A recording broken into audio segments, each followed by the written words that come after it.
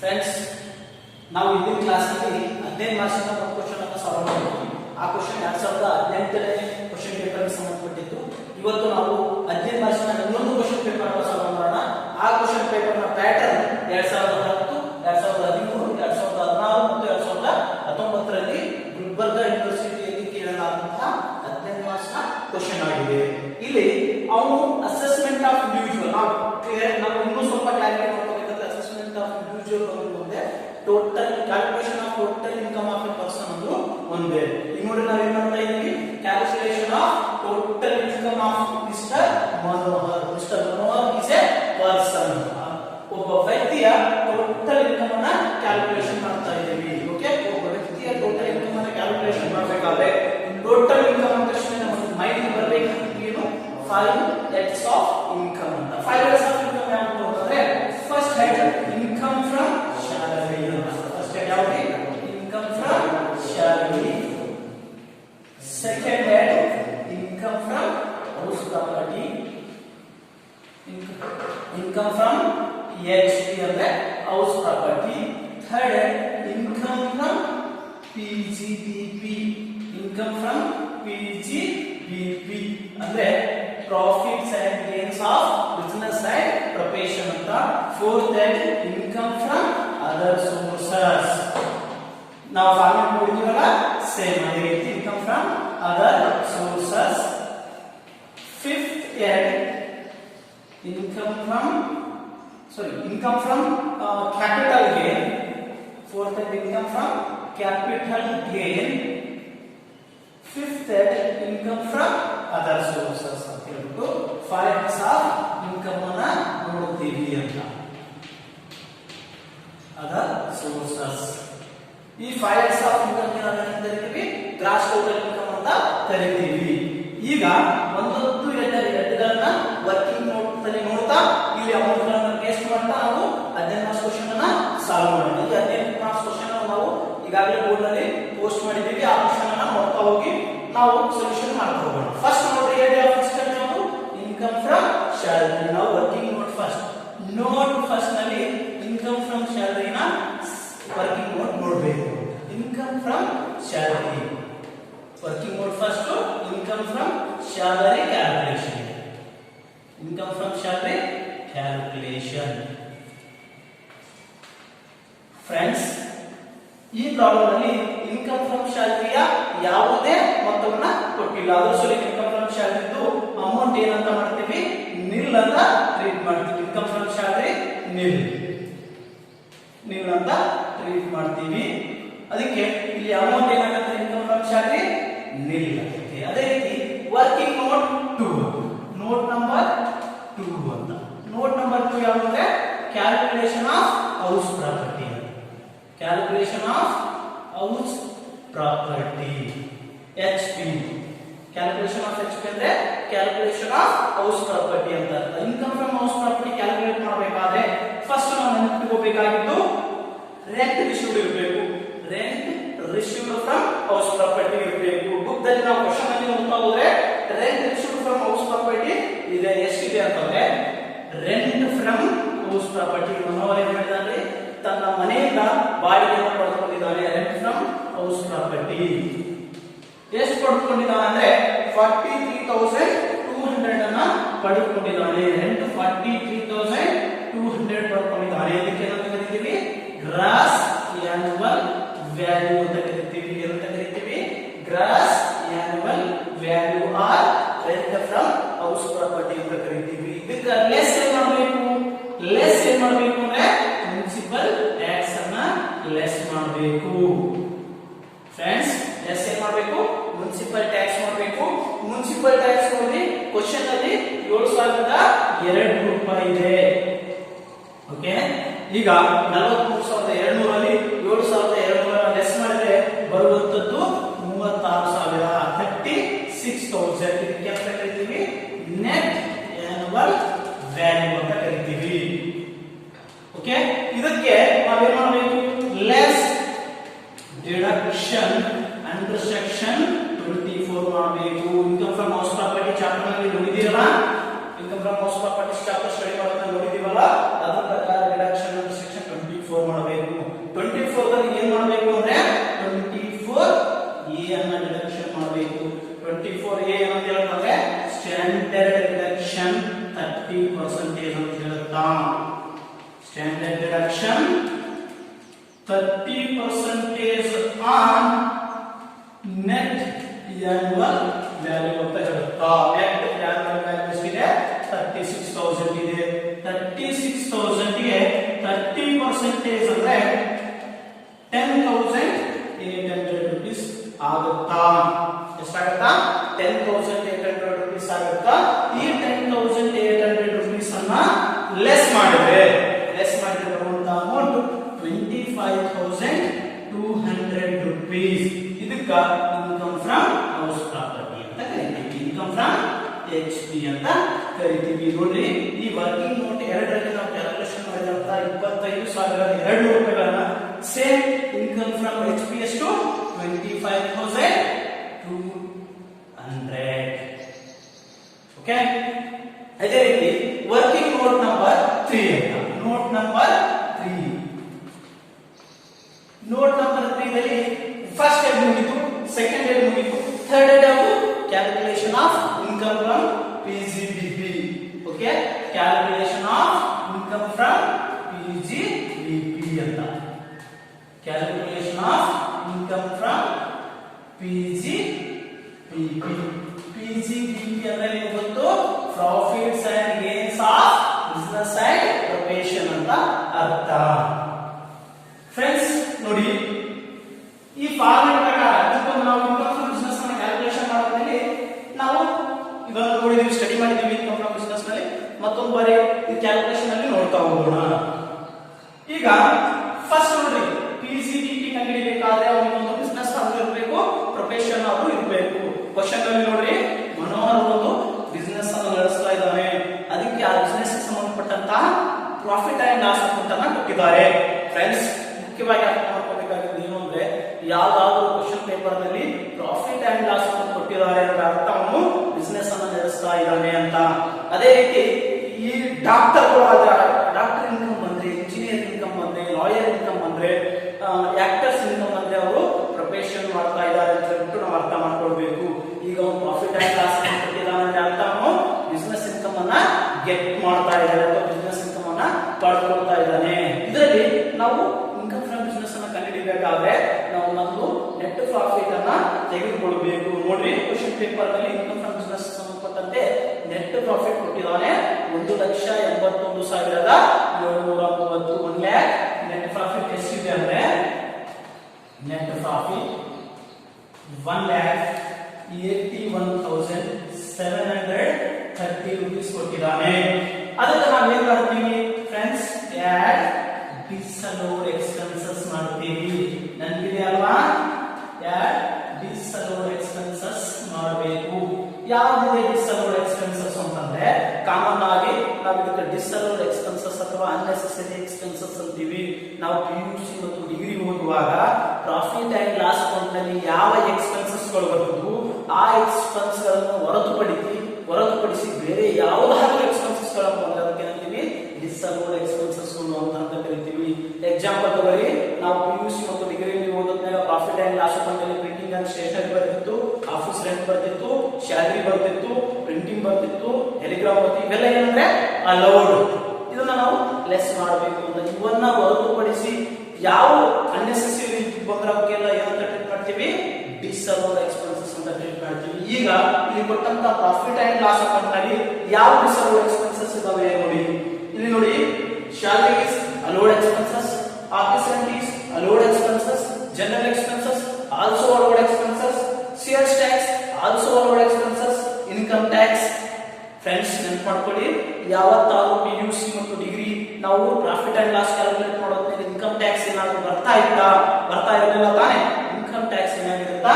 ಡಿಸಲೋಡ್ expenses ಆಗಿರುತ್ತಾ. Income tax amount ಇದೆ 9,000. ಅದೇ ರೀತಿ ಬ್ಯಾಡ್ ಡೆಟ್ಸ್, ನಾವು profit and loss account PUC ಅಲ್ಲಿ ಪ್ರಾಫಿಟ್ ಅಂಡ್ ಲಾಸ್ ಅಕೌಂಟ್ ಓದಕ್ಕೆ ಬ್ಯಾಡ್ ಡೆಟ್ಸ್ ಬರ್ತಾ ಇತ್ತಾ? ಅದಕ್ಕೆ ಅದು ಅಲೋಡ್.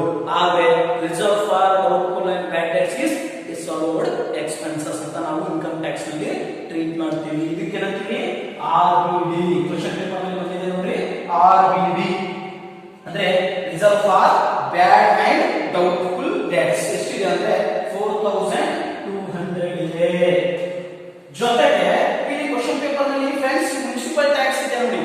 ಅದಕ್ಕೆ ಇನ್ಫಾರ್ಮೇಶನ್ ಅಲ್ಲಿ ಹೇಳಿದಾರೆ municipal tax and fire insurances pertain to income from house property. Municipal tax ಮತ್ತು ಫೈರ್ ಇನ್ಶೂರೆನ್ಸ್ ಹೌಸ್ ಪ್ರಾಪರ್ಟಿಗೆ ಸಂಬಂಧಪಟ್ಟಿದ್ದು ಬಿಸಿನೆಸ್ ಗೆ ಸಂಬಂಧಪಟ್ಟಿಲ್ಲ ಅಂತ ಹೇಳಿದಾನೆ. ಅದಕ್ಕೆ ಇಲ್ಲಿ ತಗೊಂಡಿದ್ದಾನೆ ಮುನ್ಸಿಪಲ್ ಟ್ಯಾಕ್ಸ್ ಅಂದ್ರೆ ಅರ್ಥ ಅದು ಡಿಸಲೋಡ್ ಅಂತ. ಅದಕ್ಕೆ ನಾವು ಮುನ್ಸಿಪಲ್ ಟ್ಯಾಕ್ಸ್ ಅನ್ನು ಸಹ ಡಿಸಲೋಡ್ ಎಕ್ಸ್ಪೆನ್ಸಸ್ ಮಾಡ್ತಾ ಇದ್ದೀವಿ. ಮುನ್ಸಿಪಲ್ ಟ್ಯಾಕ್ಸ್ ಎಷ್ಟಿದೆ ಅಂದ್ರೆ 7200 ಇದೆ. ಅದೇ ರೀತಿ ಫ್ರೆಂಡ್ಸ್ ಫೈರ್ ಇನ್ಶೂರೆನ್ಸ್ ಸಹ ಹೌಸ್ ಪ್ರಾಪರ್ಟಿಗೆ ಸಂಬಂಧಪಟ್ಟಿದ್ದು, ಅದಕ್ಕೆ ಅದು ಸಹ ಡಿಸಲೋಡ್ ಆಗುತ್ತಾ. Fire insurance 1500. Friends car expenses ನೋಡಿ, ಕಾರ್ ಎಕ್ಸ್ಪೆನ್ಸಸ್ 24000 ಕೊಟ್ಟಿದ್ದಾನೆ.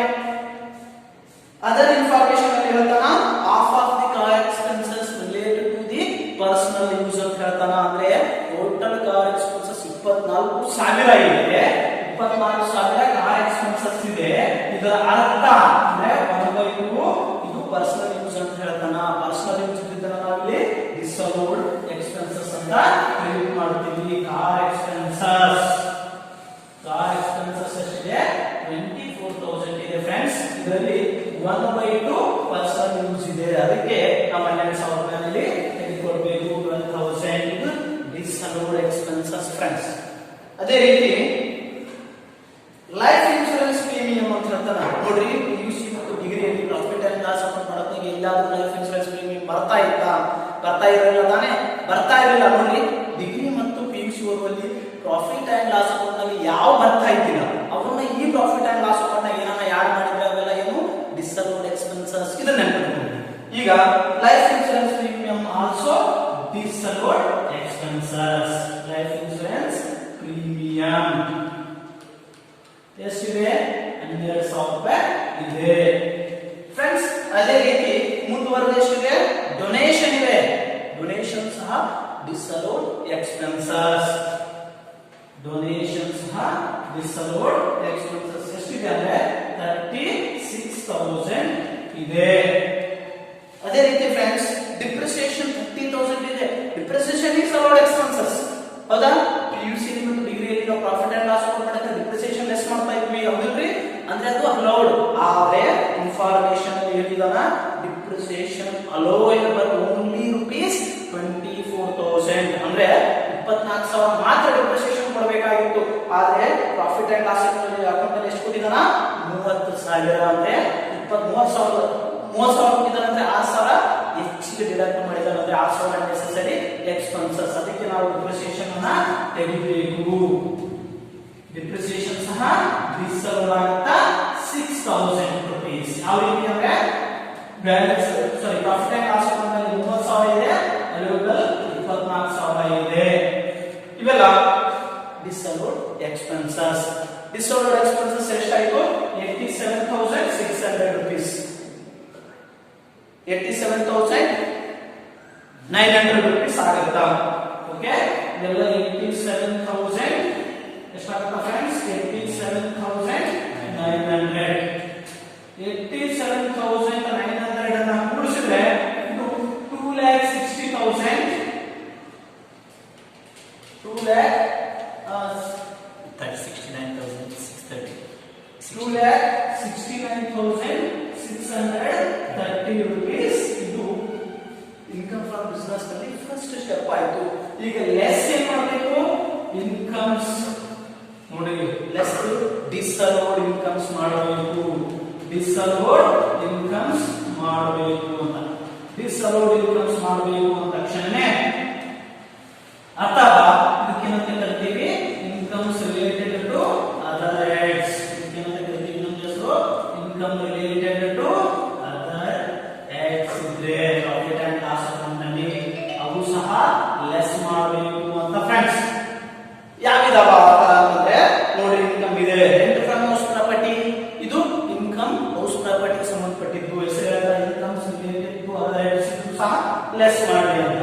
ರೆಂಟ್ ಫ್ರಮ್ HP ಎಷ್ಟಿದೆ ಅದನ್ನ ನಾವು ಲೆಸ್ ಮಾಡಬೇಕು. Rent from HP friends, rent from HP ಎಷ್ಟಿದೆ ಅಂದ್ರೆ 43,200 ರೂಪೀಸ್ ಇದೆ. ಇದನ್ನ ನಾವು ಲೆಸ್ ಮಾಡಬೇಕು. ಜೊತೆಗೆ ವಿನ್ನಿಂಗ್ ಫ್ರಮ್ ಲಾಟ್ರಿ ಎಲ್ಲಿ ಬರುತ್ತೆ ಅಂದ್ರೆ winning from lottery income from other sources ಬರುತ್ತೆ ಅಂದ್ರೆ income related to other heads ಆಗುತ್ತೆ. ಅದಕ್ಕೆ ಇದನ್ನ ಲೆಸ್ ಮಾಡಬೇಕು. ವಿನ್ನಿಂಗ್ ಫ್ರಮ್ ಲಾಟರಿ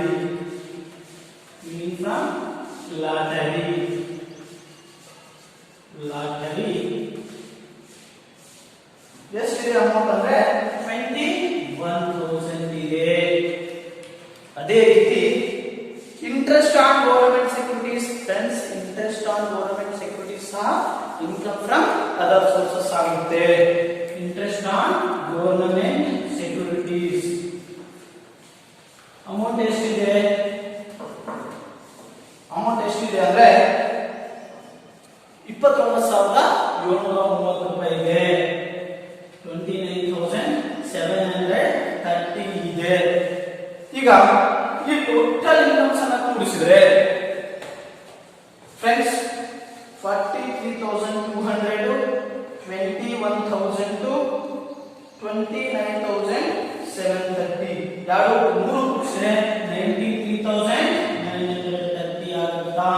ಇದನ್ನ ಈ ಅಮೌಂಟ್ ಅಲ್ಲಿ ಲೆಸ್ ಮಾಡಿದ್ರೆ ಲೆಸ್ 269,630 ಮಾಡಿದ್ರೆ 1,75,700 ಬರುತ್ತೆ. ಇದು ಇನ್ಕಮ್ ಫ್ರಮ್ ಬಿಸಿನೆಸ್ ಆಗುತ್ತೆ. ಇದೇನು ಇನ್ಕಮ್ ಫ್ರಮ್ ಬಿಸಿನೆಸ್ ಆಗುತ್ತೆ ಫ್ರೆಂಡ್ಸ್. ನೋಡಿ, ಇನ್ಕಮ್ ಫ್ರಮ್ ಬಿಸಿನೆಸ್ ಮಾಡಬೇಕಾದ್ರೆ ನಾವು ಇನ್ಕಮ್ ಫ್ರಮ್ ಬಿಸಿನೆಸ್ ಅನ್ನು ಮಾಡಬೇಕಾದ್ರೆ ಟೋಟಲ್ ಇನ್ಕಮ್ ನಲ್ಲಿ ಪ್ರಾಫಿಟ್ ಅಂಡ್ ಲಾಸ್ ಅಕೌಂಟ್ ಅನ್ನು ಕೊಟ್ಟಿರ್ತಾನೆ. ಆ ಪ್ರಾಫಿಟ್ ಅಂಡ್ ಲಾಸ್ ಅಕೌಂಟ್ ನಲ್ಲಿ ನಾವು ನೆಟ್ ಪ್ರಾಫಿಟ್ ಅನ್ನು ತಗೋಬೇಕು. ಅದಕ್ಕೆ ಯಾಡ್ ಡಿಸಬಲ್ಡ್ ಎಕ್ಸ್ಪೆನ್ಸಸ್ ಅನ್ನು ಮಾಡಬೇಕು. ಲೆಸ್ ಡಿಸಬಲ್ಡ್ ಇನ್ಕಮ್ಸ್ ಅಥವಾ incomes related to other heads ಮಾಡಿದ್ರೆ ಬರುವಂತಹ ಇನ್ಕಮ್ ಏನಿದೆ 1,75,700 ಏನಿದೆ ಅದು ಇನ್ಕಮ್ ಫ್ರಮ್ ಬಿಸಿನೆಸ್ ಆಗಿದೆ. 1,75,700 ಇನ್ಕಮ್ ಫ್ರಮ್ ಬಿಸಿನೆಸ್ ಆಗಿದೆ. ನೋಡಿ, ಮೂರನೇ ಇನ್ಕಮ್ ಫ್ರಮ್ PGBP ಅಂದ್ರೆ income from profits and gains of business and corporation ಎಷ್ಟು ಬಂತು? 1,75,700 ಬಂತು. ಅಮೌಂಟ್ ಸೇಮ್ ಅನ್ನು ಪೇಸ್ಟ್ ಮಾಡಬೇಕು. ಎಷ್ಟು? 1,75,700. ಫ್ರೆಂಡ್ಸ್, ಈಗ ನೋಡಿ ವರ್ಕಿಂಗ್ ಮೋಡ್ ಫಸ್ಟ್ ನಲ್ಲಿ ಇನ್ಕಮ್ ಫ್ರಮ್ ಸ್ಯಾಲರಿ ಇಲ್ಲಿದೆ. ವರ್ಕಿಂಗ್ ಮೋಡ್ ಸೆಕೆಂಡ್ ನಲ್ಲಿ income calculation of HP amount 25,200 ಬಂತು, ಅದನ್ನು ತೆಗೆದುಕೊಂಡಿದ್ದೀವಿ. ಅದೇ ರೀತಿ ನಾವು ವರ್ಕಿಂಗ್ ಮೋಡ್ 3 ನಲ್ಲಿ ನಾವು calculation of income from PGBP ಮಾಡಿದ್ವಿ. ಅಮೌಂಟ್ 1,75,700 ಬಂತು, ಅದನ್ನು ನಾವು ಇಲ್ಲಿ ತೆಗೆದುಕೊಂಡಿದ್ದೀವಿ. ಈಗ ವರ್ಕಿಂಗ್ ಮೋಡ್ ನಂಬರ್ 4 ಮಾಡಬೇಕು. ಈಗ ವರ್ಕಿಂಗ್ ಮೋಡ್ ನಂಬರ್ 4 ಮಾಡಬೇಕು. ಈಗ ವರ್ಕಿಂಗ್ ಮೋಡ್ ನಂಬರ್ 4 ಮಾಡೋಣ.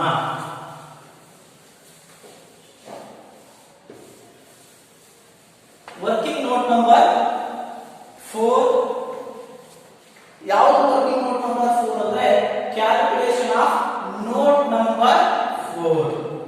ನೋಟ್ ನಂಬರ್ 4 ಯಾವುದು ಅಂದ್ರೆ calculation of capital gain. Calculation of capital gain.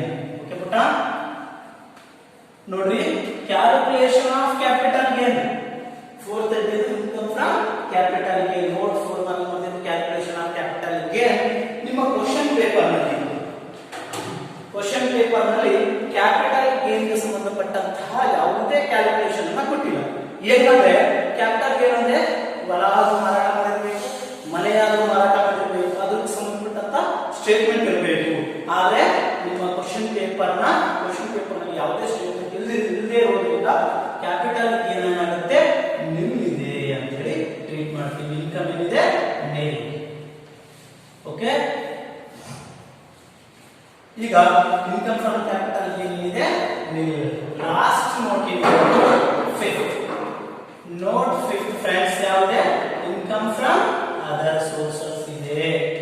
Income from other sources ನಾವು ಕ್ಯಾಲ್ಕುಲೇಷನ್ ಮಾಡಬೇಕು. ಇನ್ಕಮ್ ಫ್ರಮ್ ಅದರ್ ಸೋರ್ಸಸ್ ಅನ್ನ ಕ್ಯಾಲ್ಕುಲೇಷನ್ ಮಾಡಬೇಕು. ಈ ಬುಕ್ ದಲ್ಲಿ ಇನ್ಕಮ್ ಫ್ರಮ್ ಅದರ್ ಸೋರ್ಸ್ ಅಂದ್ರೆ ಈ ಕ್ವೆಶ್ಚನ್ ಪೇಪರ್ ಅಲ್ಲಿ ಇನ್ಕಮ್ ಫ್ರಮ್ ಅದರ್ ಸೋರ್ಸಸ್ ಸಂಬಂಧಪಟ್ಟಂತ ಕ್ವೆಶ್ಚನ್ ಏನಿದೆ ಅಂದ್ರೆ ಅದನ್ನು ನಾವು ನೋಡ್ಕೊಳ್ಳೋಣ ಏನಿದೆ ಅಂತ. ಫ್ರೆಂಡ್ಸ್ ನೋಡ್ರಿ, ಇನ್ಕಮ್ ಫ್ರಮ್ ಅದರ್ ಸೋರ್ಸಸ್ ನಲ್ಲಿ ಏನಿದೆ ಇಲ್ಲಿ ಅಂದ್ರೆ ವಿನ್ನಿಂಗ್ ಫ್ರಮ್ ಲಾಟರಿ ಇದೆ. ವಿನ್ನಿಂಗ್ ಫ್ರಮ್ ಲಾಟರಿ ಬರುತ್ತಾ? ಇನ್ಕಮ್ ಫ್ರಮ್ ಅದರ್ ಸೋರ್ಸಸ್ ನಲ್ಲಿ ಬರುತ್ತಾ? Winning from lottery. Friends, winning from lottery bracket ನಲ್ಲಿ ನೆಟ್ ಅಂತ ಹೇಳಿದಾನೆ. ನೆಟ್ ಅಂತ ಹೇಳಿದಾನೆ ಅಂದ್ರೆ ಅರ್ಥ ನಾವು ಅದನ್ನ ಗ್ರಾಸ್ಗೆ ಕನ್ವರ್ಟ್ ಮಾಡ್ಕೋಬೇಕು ಅಂತ ಅರ್ಥ. ಅಮೌಂಟ್ ಎಷ್ಟು ಹೇಳಿದಾನೆ ಫ್ರೆಂಡ್ಸ್ ನೋಡಿ 21,000 ಹೇಳಿದಾನೆ.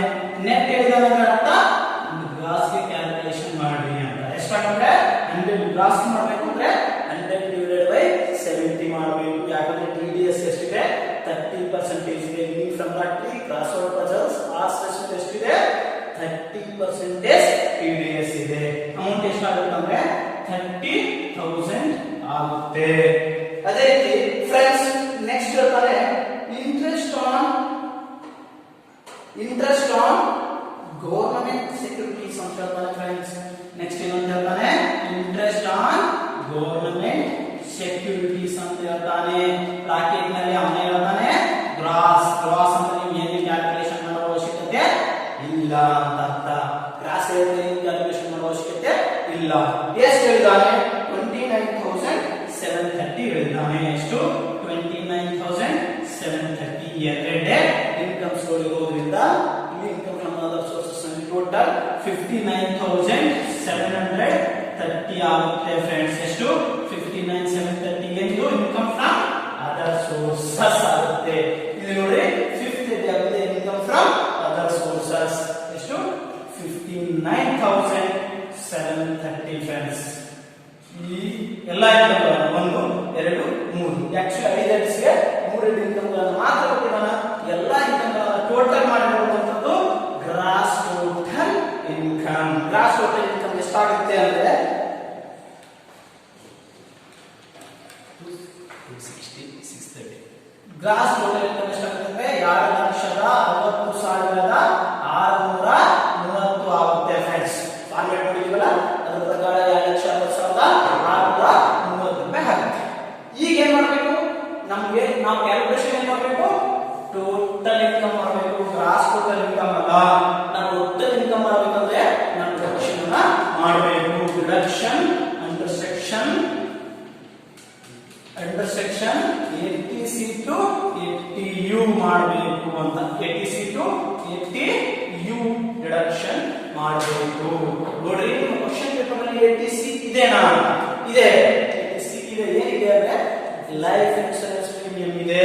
ATC ಏನಿದೆ ಲೈಫ್ ಇನ್ಶೂರೆನ್ಸ್ ಪ್ರೀಮಿಯಂ ಇದೆ ಫ್ರೆಂಡ್ಸ್. ಲೈಫ್ ಇನ್ಶೂರೆನ್ಸ್ ಪ್ರೀಮಿಯಂ ಇದೆನಾ? ಎಷ್ಟಿದೆ ಅಮೌಂಟ್ ಅಂದ್ರೆ 8,000 rupees. ಸಾರಿ ಎಷ್ಟಿದೆ ಅಂದ್ರೆ 12,000 ಇದೆ. ಓಕೆ ATC 12,000 ಇದೆ. ಮತ್ತೆ ಏನಾದ್ರು ಇದೆನಾ ATC ಏನಾದ್ರು ಇದೆನಾ? ಡೊನೇಷನ್ ಇದೆ. ಡೊನೇಷನ್ ಟು ಅಪ್ರೂವ್ಡ್ ಇನ್ಸ್ಟಿಟ್ಯೂಷನ್ ಇದೆ ನೋಡಿ ಕ್ವೆಶ್ಚನ್ ಅಲ್ಲಿ. ಇದೇನಿದು ATG ಫ್ರೆಂಡ್ಸ್. ATG ಕ್ಯಾಲ್ಕುಲೇಷನ್ ಮಾಡಬೇಕಾದ್ರೆ ಹುಷಾರಿರಬೇಕು, ಸ್ವಲ್ಪ ಹುಷಾರಿರಬೇಕು ಅಂತ. Donation to approved institution. Okay ಹೆಸರು ಹೇಳುತ್ತೆ ನೋಡಿ ಡೊನೇಷನ್ ಟು ಅಪ್ರೂವ್ಡ್ ಇನ್ಸ್ಟಿಟ್ಯೂಷನ್ ಹೆಸರು ಹೇಳುತ್ತಾ. ಇದೇನಿದು donation to with limit donation ಅಂತ ಅರ್ಥ. ವಿತ್ ಲಿಮಿಟ್ ಡೊನೇಷನ್ ಅಂತ ತಕ್ಷಣ ಇದು ನೀವೇನ್ ಮಾಡಬೇಕು ಅಡ್ಜಸ್ಟೆಡ್ ಗ್ರಾಸ್ ಟೋಟಲ್ ಇನ್ಕಮ್ ಮಾಡಬೇಕು ಅಂತ ಅರ್ಥ. ನೋಡಿ donation to approved institution, donation to charitable institution, donation to temple, donation to ಮಸೀದ್ ಇದ್ರೆ ಇದು ವಿತ್ ಲಿಮಿಟ್ ಡೊನೇಷನ್. ಇದಕ್ಕೆ ವಿತ್ ಲಿಮಿಟ್ ಡೊನೇಷನ್ ನ ಇನ್ನೊಂದು ಹೆಸರು 10% ಅಡ್ಜಸ್ಟೆಡ್ ಗ್ರಾಸ್ ಟೋಟಲ್ ಇನ್ಕಮ್ ಅಂತ ಫ್ರೆಂಡ್ಸ್. ಇದನ್ನ ನಾವು ನೆನಪಿಟ್ಟುಕೋಬೇಕು. ಅದಕ್ಕೆ ಇದಕ್ಕೆ ಸಂಬಂಧಪಟ್ಟಂತ ಒಂದು ವರ್ಕಿಂಗ್ ನೋಟ್ ಅನ್ನ ಮಾಡೋಣ. ಓಕೆ ವರ್ಕಿಂಗ್ ನೋಟ್ ನಂಬರ್ 6 ಅನ್ಕೊಳ್ಳಿ. ಈಗ ವರ್ಕಿಂಗ್ ನೋಟ್ ನಂಬರ್ 6 ಅನ್ನ ಮಾಡೋಣ. ವರ್ಕಿಂಗ್ ನೋಟ್ 6 ಅನ್ನ ಮಾಡೋಣ. ವರ್ಕಿಂಗ್ ನೋಟ್ 6 ಸ್ವಲ್ಪ ಕಾನ್ಸಂಟ್ರೇಷನ್ ಮಾಡಿ. ಈಸಿ ಇದೆ. ಇನ್ಕಮ್ ಟ್ಯಾಕ್ಸ್ ವರ್ಕಿಂಗ್ ನೋಟ್ 6 ಏನಿದೆ ಅಂದ್ರೆ ಕ್ಯಾಲ್ಕುಲೇಷನ್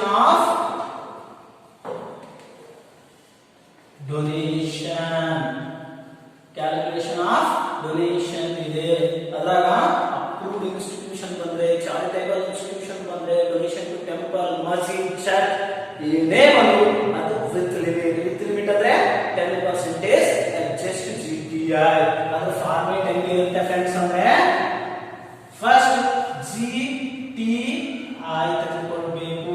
ಜಿ ಟಿ ಐ ಅಂದ್ರೆ ಏನು? Gross total income. Gross total G T I ಎಷ್ಟಿದೆ? 2,60,630 ಇದೆ. ಇದನ್ನ ತೆಗೆದುಕೊಳ್ಬೇಕು. 2,06,630 60,630 ಲೆಸ್ ಏನ್ ಮಾಡಬೇಕು? Less L T C C ಇದ್ರೆ ಮಾಡಬೇಕು. ಎಲ್ ಟಿ ಸಿ ಸಿ ಅಂದ್ರೆ long term capital gain. Next ಏನ್ ಮಾಡಬೇಕು? ಎಸ್ ಟಿ ಸಿ ಸಿ ಇದ್ರೆ ಲೆಸ್ ಮಾಡಿ. ಎಸ್ ಟಿ ಸಿ ಸಿ ಅಂದ್ರೆ short term capital gain. Next ಏನ್ ಮಾಡಿ ಅಂದ್ರೆ T C to T U less ಮಾಡಿ. Except T G.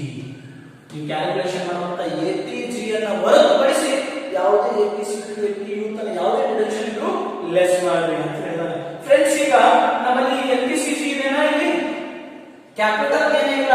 Capital gain ಇಲ್ಲ ಅಂದ್ರೆ ಎಲ್ ಟಿ ಸಿ ಜಿ ಇಲ್ಲ, ಎಸ್ ಟಿ ಸಿ ಜಿ ಇಲ್ಲ. ಹಂಗಂದ್ರೆ L T C to L T U ಯಾವ್ದಾದ್ರು ಇದೆಯಾ? ಇದೆ. ಏನಿದೆ? L T C. ಎಷ್ಟು? 12,000. ನೋಡಿ ಫ್ರೆಂಡ್ಸ್, ಎಷ್ಟಿದೆ? ಎಲ್ ಟಿ ಸಿ 12,000 ಇದೆ. ಈಗ ನಾವು ಎಲ್ ಟಿ ಸಿ ಅನ್ನ ತೆಗೆದುಕೊಳ್ಳೋಣ. ಎಷ್ಟು?